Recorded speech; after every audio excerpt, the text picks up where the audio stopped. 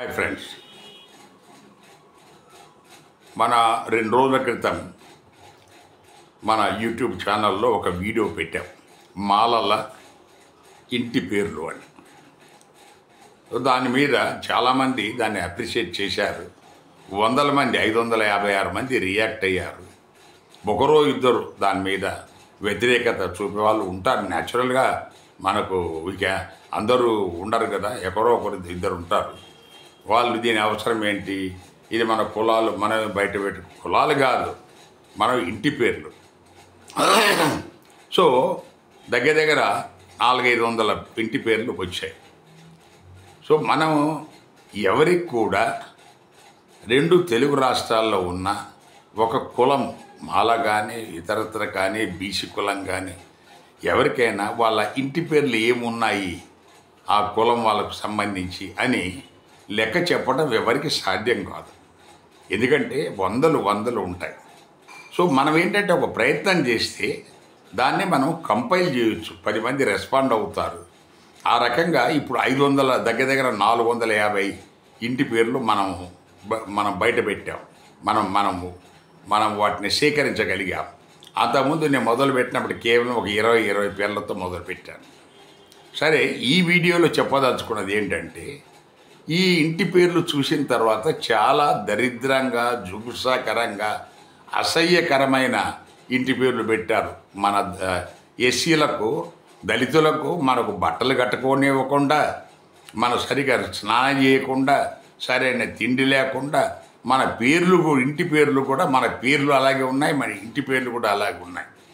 So దీన్ని మనకు ఆ పేర్లు చూస్తే కుక్క, నక్క, పిల్లి, బల్లి, తర్వాత మనకు ఎలుక, పంది, ఒకటంటే ఏమి లేదు.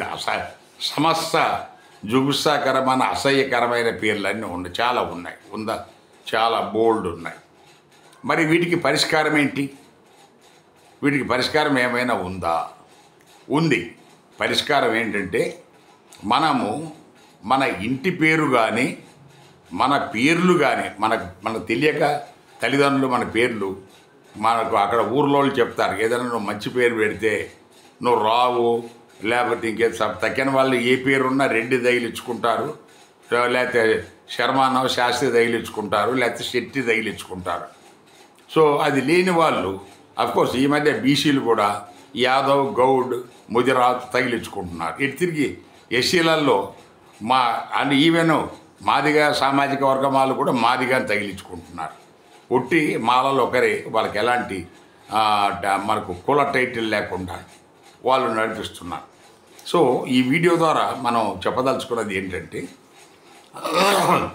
ఎవరైతే వాళ్ళ ఇంటి పేరు జుగుప్సాకరంగా ఉందో, అదేమి ఎక్కడ ఆకాశానికి ఊడిపడలేదు, దాని తర్వాత అదేమి చట్టబద్ధత, శాస్త్రబద్ధత అంటూ ఏమీ లేదు.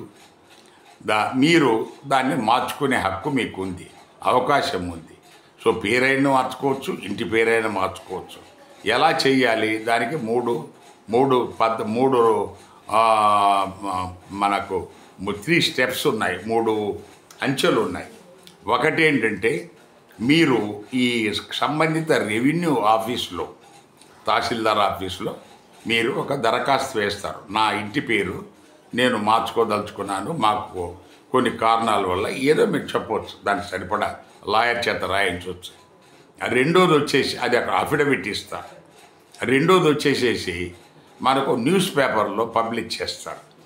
న్యూస్ పేపర్లో పలానా ఇంటి పేరు పలానా పంది అని ఉంది, ఇక మీద పలానా మల్లెల అని ఉంది, పెట్టుకుంటాము, లేకపోతే పలానా మనకు ఇంకేదో మీకు నచ్చింది. అలా మూడోది వచ్చేసేసి రాష్ట్ర గజెట్ ఉంటుంది, ఆ గజెట్లో కూడా మీకు పబ్లిష్ చేసుకోవచ్చు, చేస్తే ఈ 3 కార్యక్రమాలు చేసిన తర్వాత మీ ఇంటి పేరు మారిపోతుంది. ఇక మీద మీ రికార్డులలో మీ కొత్త ఇంటి ప్రకారం, లేకపోతే మీ కొత్త పేరు ప్రకారం మీరు చేసుకునే అవకాశం మీకు వస్తుంది. అందువల్ల ఈ మన మాలల ఇంటి పేర్లు చూసిన తర్వాత చాలామంది అందులో వాళ్ళ కామెంట్స్ బాక్స్లో పోస్ట్ చేస్తున్నారు. ఇవి చాలా బాధాకరంగా, చాలా ఘోరంగా, మనకు అసహ్యకరంగా ఉన్నాయి మా ఇంటి పేర్లు కొన్ని. మేమేం చేయాలి సార్, ఎలా దీన్ని మనకు దీన్ని మార్చుకునే అవకాశం లేదా అని. సో వాళ్లకు ఈ వీడియో ద్వారా చేసే విజ్ఞప్తి ఏంటంటే, మీరు మార్చుకోవచ్చు, చట్టపరంగా మార్చుకోవచ్చు, మీకు ఇష్టమైనది సెలెక్ట్ చేసుకోవచ్చు. తర్వాత అది ఇతరులకు ఎవరికి ఇబ్బంది కలిగించకుండా, ఇందులో ఇతరులకు ఇబ్బంది కలిగించేదంటే ఏమి లేదు.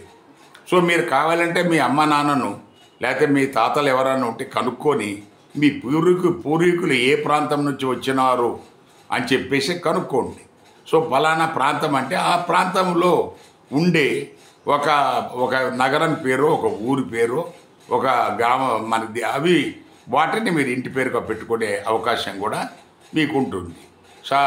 దానివల్ల మీకు ఈ మనకు అసహ్యకరమైన ఇంటి పేర్లు ఎవరైతే ఉన్నారని బాధపడతారో వాళ్లకు దీన్ని మీరు ఈ రకంగా మార్చుకునే అవకాశం ఉందని ఈ వీడియో ద్వారా నేను వాళ్ళకు విజ్ఞప్తి చేస్తున్నాను. Thank you.